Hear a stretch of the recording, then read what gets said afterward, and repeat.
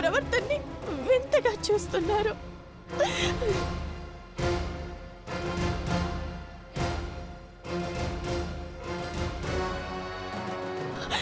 అది కూడా ఈ మధ్య. అవును స్వామి, అంజలి ఎప్పుడూ ఇలా ప్రవర్తించలేదు. కుటుంబంలో ఎప్పుడు ఏదో ఒక సమస్య, దానివల్ల బాధ.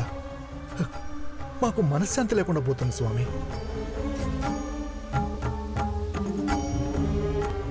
అవును స్వామి, మొన్నటిదాకా గీత పెళ్లి మండపం వదిలి ఏటో వెళ్లిపోవడంతో చాలా క్షోభ అనుభవించాం.